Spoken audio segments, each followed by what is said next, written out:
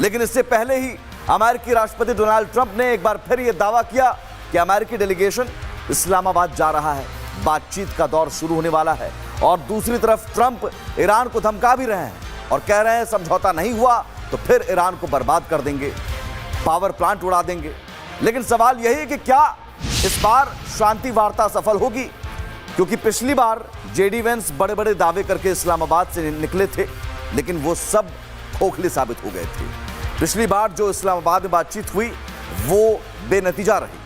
हालांकि इस्लामाबाद जाकर डील करने की छटपटाहट तो डोनाल्ड ट्रंप के मन में भी थी।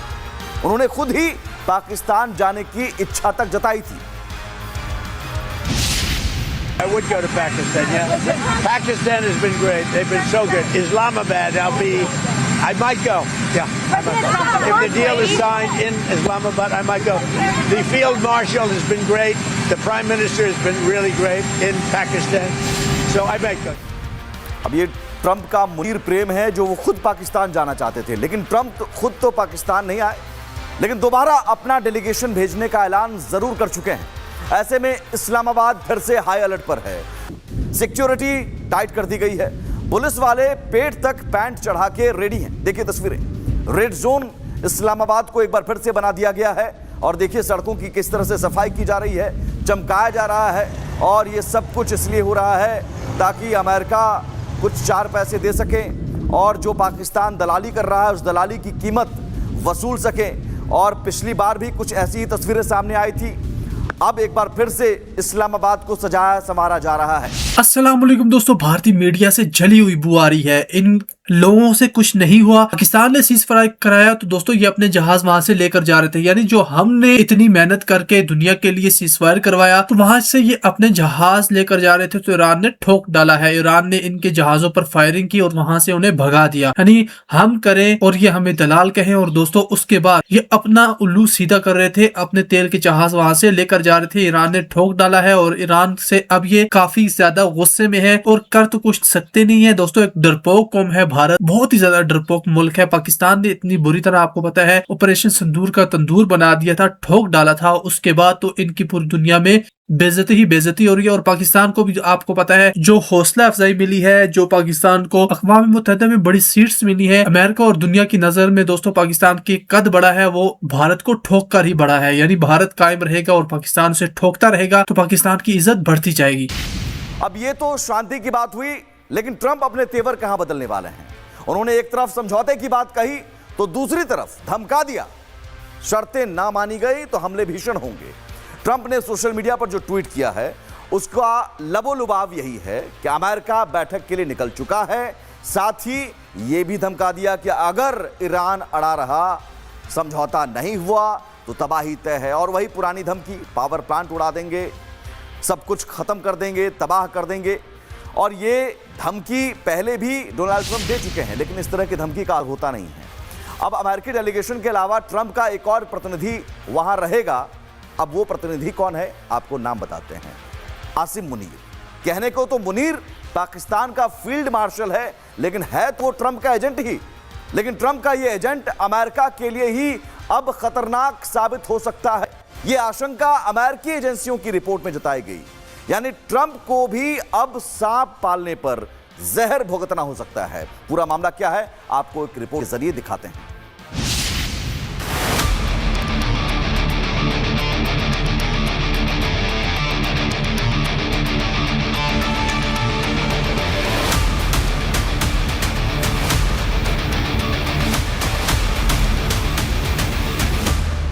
ईरान के साथ अमेरिका दूसरे दौर की बातचीत के लिए फिर एक बार इस्लामाबाद की टेबल पर बैठ सकता है।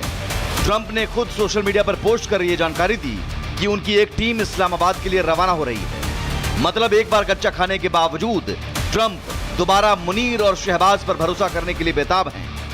हालांकि अमेरिका का भरोसा मुनीर से उठ चुका है, क्योंकि अमेरिका को यह पता लग चुका है कि मुनीर डबल दलाली खा रहा है। फॉक्स न्यूज डिजिटल ने एक रिपोर्ट जारी कर यह दावा किया कि पाकिस्तानी सेना प्रमुख आसिम मुनीर अमेरिका के लिए रेड फ्लैग है। मतलब वो ट्रंप प्रशासन के लिए हानिकारक साबित हो सकता है। दावा तो यह भी किया गया कि मुनीर इस शांति वार्ता के बीच अपना उल्लू सीधा करने की जुगत में लगा हुआ है। ये सवाल अचानक नहीं उठे कि रिपोर्ट में दो टूक दावा किया गया कि फील्ड मार्शल आसिम मुनीर जो ट्रंप का फेवरेट एजेंट है वो ट्रंप के लिए ही मुसीबत बन सकता है, क्योंकि ये आरोप लगे कि मुनीर ईरान और अमेरिका के बीच की डील में डबल गेम कर रहा है। ये बातें इसलिए उठी क्योंकि मुनीर के ईरान के साथ रिश्ते पुराने हैं। 2016 में मुनीर मिलिट्री इंटेलिजेंस प्रमुख था। इस दौरान उसने ईरानी सेना और IRGC से रिश्ते बनाए। वो ईरानी खुफिया लीडरशिप के संपर्क में भी रहा।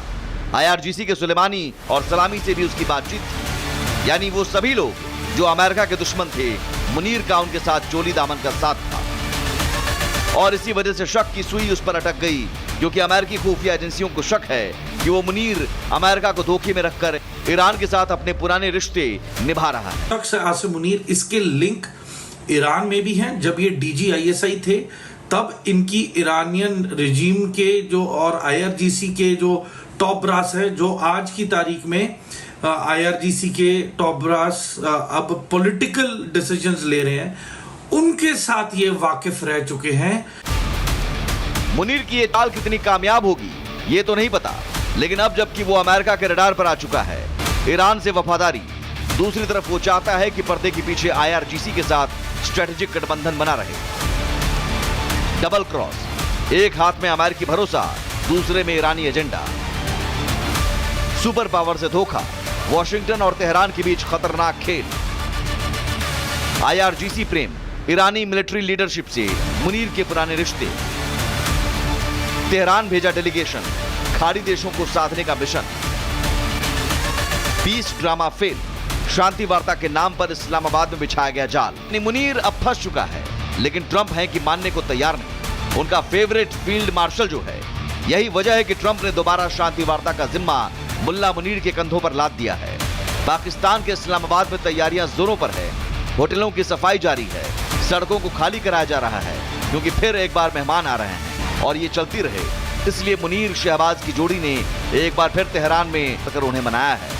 हालांकि हॉर्मुज पर मिले धोखे के बाद ईरान इस बातचीत में शामिल होगा या नहीं ये क्लियर नहीं है, लेकिन ट्रंप के दूत इस्लामाबाद के लिए निकल चुके हैं। अपेक्षता ये कहती है कि हम युद्ध के किसी संगठन में नहीं रहेंगे, न नेटो में, न सेंटो, न युद्ध के मामले में ईरान के साथ, न इजराइल के साथ। युद्ध के मामले में हम तटस्थ रहेंगे। हमारे तटस्थ रहने के बावजूद भी ईरान हमला कर रहा है। तो मैं एक बात बताना चाहता हूं, जिस क्षेत्र में हॉर्मुज है ना, वो अहवाज अरब बहुल क्षेत्र है, वो बलूच बहुल क्षेत्र है। आप याद रखिए, जिस दिन आवाज आंदोलन चलेगा, आवाज आपके देश से अलग हो जाएगा, ईरान, बलूचिस्तान अलग हो जाएगा, आप लैंड लॉक्ड कंट्री बन जाएंगे।